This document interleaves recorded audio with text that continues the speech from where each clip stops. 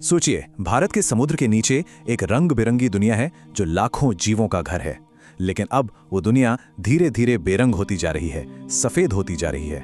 आज हम भारत के इन्हीं गायब होते रीफ्स के संकट को समझने की कोशिश करेंगे। तो सवाल ये है कि आखिर ऐसा क्या हो रहा है कि भारत के ये खूबसूरत जीवंत रीफ्स सफेद कब्रिस्तानों में बदल रहे हैं। मतलब जो दुनिया रंगों से भरी थी वो अचानक एकदम सफेद क्यों हो रही है? चलिए पता लगाते हैं। और देखिए, ये कोई एक छोटी मोटी जगह की बात नहीं है। ये संकट फैल चुका है लक्षद्वीप के खूबसूरत द्वीपों से लेकर मन्नार की खाड़ी, पाक खाड़ी और यहाँ तक कि अंडमान और निकोबार द्वीप समूह तक।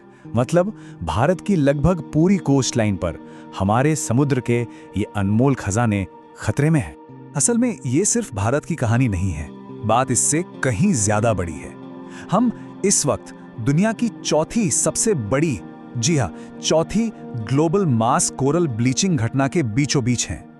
ऐसा समझिए कि दुनिया भर के समंदर एक साथ जैसे बुखार में तप रहे हैं और उसका असर हम अपने किनारों पर देख रहे हैं। और हालात कितने बिगड़ चुके हैं, इसका सबसे बड़ा सबूत लक्षद्वीप से आ रहा है।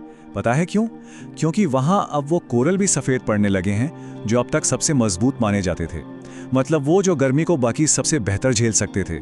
और जब सबसे मजबूत सिपाही ही घुटने टेकने लगे तो ये खतरे की सबसे बड़ी घंटी है। तो सवाल उठता है कि ठीक है, कोरल सफेद हो रहे हैं, लेकिन इससे हमें क्या फर्क पड़ता है? ये पानी के नीचे के पत्थर जैसे दिखने वाले जीव हमारे लिए इतने जरूरी हैं ही क्यों? इन्हें समुद्र का रेन फॉरेस्ट कहा जाता है और इसकी वजह बहुत बड़ी है। ये नंबर देखिए, 25%। इसका मतलब है समुद्र की पूरी दुनिया का 1/4 हिस्सा। कमाल की बात तो ये है कि ये रीफ्स समुद्र के 1% से भी कम हिस्से में फैले हैं, लेकिन घर हैं 25% समुद्री जीवों का। ये सच में पानी के नीचे बसे किसी मेगा सिटी की तरह हैं। और बात सिर्फ मछलियों के घर तक ही सीमित नहीं है। ये रीफ्स हमारे लिए एक दीवार की तरह काम करते हैं जो तूफानों से हमारे शहरों को बचाते हैं। ये टूरिज्म से हमारी इकोनॉमी को सहारा देते हैं। और तो और ये एक बहुत बड़े स्पंज की तरह कार्बन डाइऑक्साइड को सोखते हैं और क्लाइमेट चेंज से लड़ने में हमारी मदद करते हैं। तो ये कोरल असल में है क्या? ये कोई पत्थर नहीं, बल्कि छोटे छोटे जीव हैं। और इनकी एक बहुत गहरी दोस्ती होती है एक माइक्रोस्कोपिक एल्गी यानी शैवाल से, जिसका नाम है ज़ूक्सैंथिली। ये शैवाल ही हैं जो कोरल को उसका रंग और खाना दोनों देते हैं। समझ लीजिए, ये एक किराएदार की तरह हैं जो घर में रहने के बदले खाना बनाकर देता है।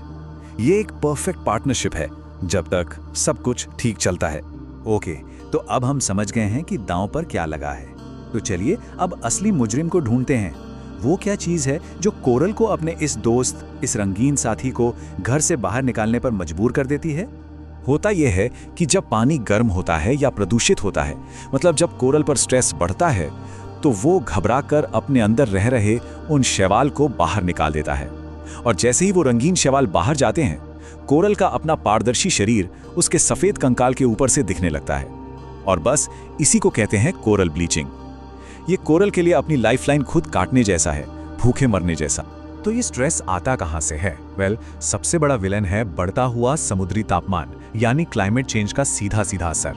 और उसके ऊपर से हमारा फैलाया हुआ प्रदूषण और समुद्र में बढ़ती एसिडिटी, ये सब आग में घी का काम करते हैं। और ये सिर्फ बातें नहीं हैं, ये जमीनी हकीकत है। ये आंकड़े देखिए, ये कहानी खुद बताते हैं। मन्नार की खाड़ी, सिर्फ 16 साल के अंदर हमने अपने जीवित कोरल का एक बड़ा हिस्सा खो दिया है। जरा सोचिए, एक पूरा का पूरा शहर आपकी आंखों के सामने धीरे धीरे वीरान हो रहा हो। तो क्या इसका मतलब यह है कि सब खत्म हो रहा है?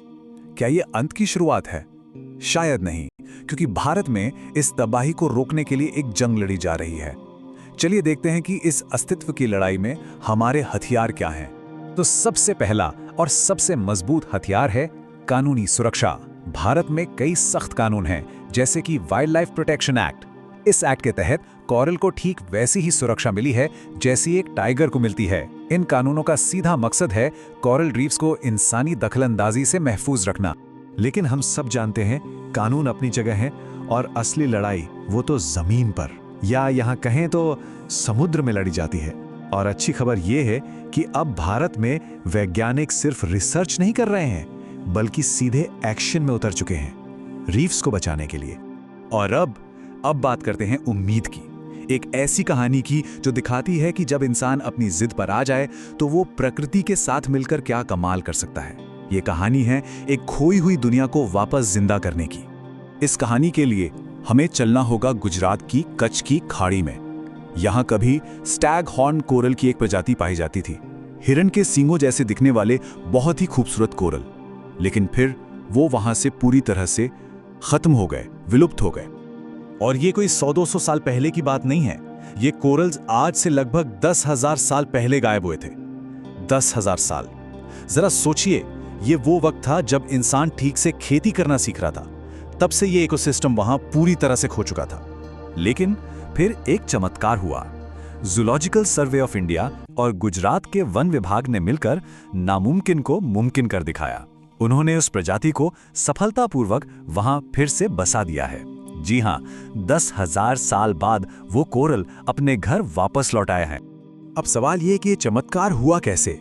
इसका जवाब है एक कमाल की टेक्नोलॉजी जिसका नाम है बायोरॉक। इसमें होता यह है कि वैज्ञानिक समंदर में स्टील के बड़े बड़े ढांचे लगा देते हैं और उनमें से एक बहुत ही लो वोल्टेज का करंट पास करते हैं। इस करंट की वजह से पानी में जो मिनरल्स होते हैं वो उस ढांचे पर जमा होने लगते हैं। इससे कोरल को बढ़ने के लिए एक मजबूत घर मिल जाता है और वो नॉर्मल से कई गुना तेजी से बढ़ते हैं। है ना ये साइंस का जादू? देखिए, कच्छ की खाड़ी की ये कहानी उम्मीद की एक बहुत बड़ी किरण है। ये दिखाती है कि इंसान की सोच और उसकी टेक्नोलॉजी में कितनी ताकत है। लेकिन ये एक रेस है। एक तरफ है हमारी ये टेक्नोलॉजी और दूसरी तरफ है एक लगातार गर्म होता हुआ प्लैनेट। तो आखिरी सवाल यही है कि क्या इंसानी इंजीन्यूइटी ये बढ़ते हुए तापमान को मात दे पाएगी? क्या हम ये रेस वक्त रहते जीत पाएंगे? इसका जवाब हम सबको मिलकर ढूंढना है।